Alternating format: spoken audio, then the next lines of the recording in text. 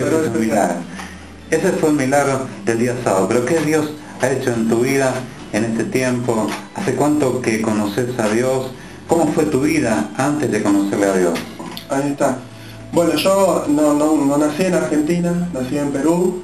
Vine para Argentina a raíz de la separación de mis padres cuando yo tenía 4 años, y mis viejos, bueno, supuestamente mi mamá venía con nosotros, los hermanos primero, y después iba a venir mi papá. Bueno, mi papá nunca vino, nos quedamos con mi mamá en la casa de mis abuelos, fallecen mis abuelos, mis 2 abuelos, y empezó el problema, ¿no?, de la sucesión. La cosa que al no estar presente mi papá, los hermanos de mi papá repartieron la casa, repartieron todo, y nosotros quedamos afuera, y a partir de ese día fue la primera vez que yo supe lo que era dormir en la calle. Y para colmo, con mi mamá, con mis hermanos, terminamos en Plaza Congreso, me acuerdo, con todos los bolsos, mi mamá llorando, sin saber qué hacer, a dónde ir, y nosotros, bueno, un poco inocentemente jugando, porque estábamos en la calle, pero no tenía conciencia de la situación, ¿no? Lo único que me daba pena era ver a mi mamá llorando, sin saber qué íbamos a hacer. Empezamos a andar de hotel en hotel, mi mamá tenía que ir a trabajar por hora, nos dejaba mucho tiempo solos, a mis hermanos y a mí. Después, para poder alivianar la responsabilidad y aparte todo lo que pasaba, mi mamá deja a mi hermano mayor en la casa de una persona para que yo lo cuide, y se quedó con los 2 más chicos, o sea, mi hermano Nicolás y yo. Y así que la familia se fue disgregando cada vez más. Yo llegué más o menos a los 8 años, un poco antes de los 8 años, cuando mi mamá me dijo, bueno, vamos a ir a vivir a la casa de un hombre viudo allá en Capital. Y bueno, al principio nosotros pagábamos un alquiler, y después no sé de cuántos meses me entero de que mi mamá se juntó con este hombre. Yo no quería saber nada en el sentido de reconocerlo como papá o padrastro, porque era un hombre extraño para mí. La cosa es que a medida que iba pasando el tiempo, mi padrastro me empezó a pegar para que yo le diga papá, porque yo lo llamaba por el nombre. Pasó más tiempo, mi padrastro le empezó a pegar a mi mamá, le empezó a pegar a mi hermano Nicolás también, y o sea, empezó un abuso, porque no éramos dueños de quejarnos o decir o estar en desacuerdo con él, porque cualquier cosa era buena para decirnos, bueno, si no le gusta las reglas de esta casa, se pueden ir. Tal es así que muchas veces nos sacó la ropa afuera, nos tiraba la ropa y nos amenazaba con que nos íbamos a quedar en la calle. Así que bueno, echamos la cabeza y seguíamos adelante.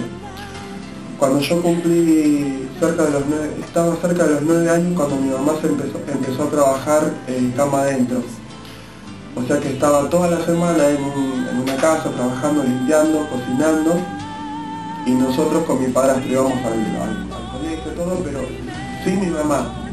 Mi hermano Nicolás con mi padrastro se llevaba re bien, pero yo con mi padrastro no. La cosa que cuando yo iba a cumplir 9 años, mi padrastro me viola.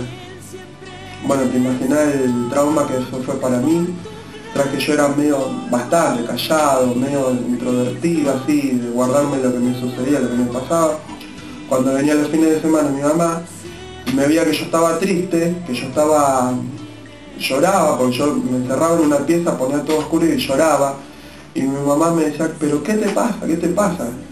Y yo le decía, no, estoy peleado con la vida. Esa era mi frase de todas las veces, ¿no? Que yo me preguntaba, estoy peleado con la vida. ¿Pero por qué? Me decía, ¿no? Y le digo, porque yo no quiero vivir, le decía. Pero no me animaba a contarle qué era lo que había pasado con mi padrastro. Entonces mi mamá, o sea, no sé, me parece también que todos los problemas y todo lo que había pasado con mi papá verdadero, mi papá biológico, y todo lo que había pasado con mis hermanos, estábamos todos separados, la superaba, ¿no? Y no se daba cuenta de preguntarme más o de cuestionarme más, o de decir, bueno, vamos a un psicólogo a ver cómo arreglo esto.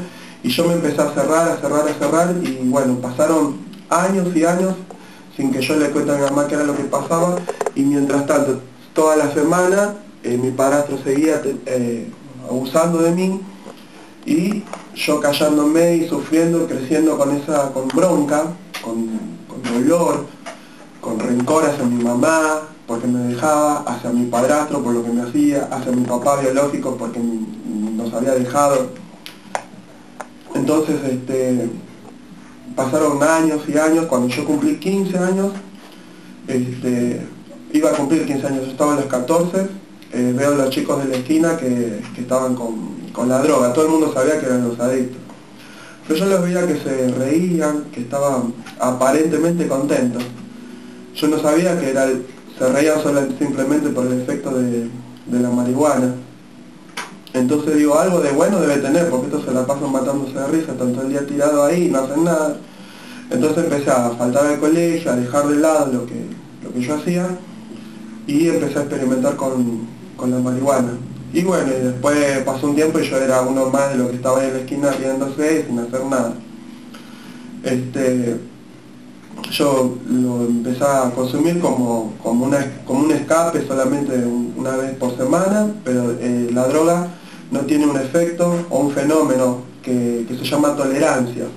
La tolerancia hace que vos con una pitada la primera vez te vuelvas, re loco, que es re loco por el efecto que eso provoca en tu sistema, ¿no? en tu físico.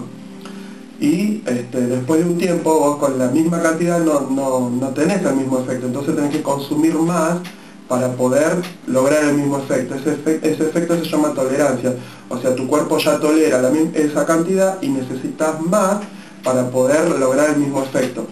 Y así, bueno, fue en vez de un día, después fueron 2, después fueron 3, después estábamos toda la semana.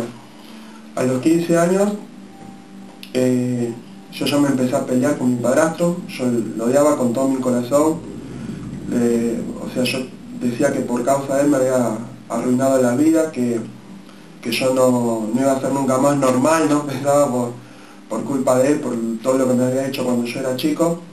Y a los casi 16 nos fuimos para siempre de la casa de él y empezamos con mi mamá y mi hermano más chico a vivir en una villa.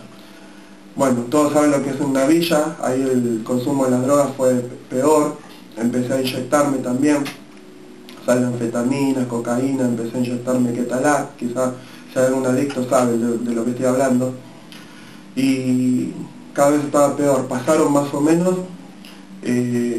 4 años de que yo estuve en drogas, y un día en una racia así que hubo en una esquina, mi hermano Nicolás cae preso, con él y otros más, con un montón de paquetes de marihuana, con droga, y yo no, justo me salvé.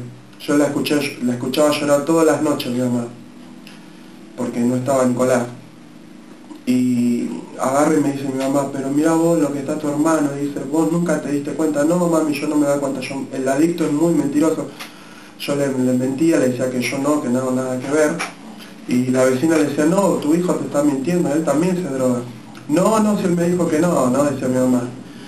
Entonces un día la vecina sabía dónde yo me iba a drogar, y me estaba drogando, y fue y la llamó a mi mamá en el mismo momento en que yo me estaba drogando.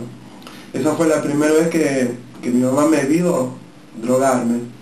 Y yo, aparte de consumir drogas y pastillas, estaba en ese mismo momento consumiendo Oxyram. Entonces, cuando apareció mi mamá, que me tiró un ladrillo, yo no sabía si era una alucinación o si realmente estaba viviendo lo que estaba pasando. Pero bueno, cuando sentí los gritos y me empezaron a pegar, y me di cuenta que no era realidad, que era realidad. Salí corriendo. Y a partir, mi mamá en ese momento me echó de mi casa, me dijo, no vengas más, todos los problemas que tengo, y encima vos con esto me mentiste, tu hermano preso.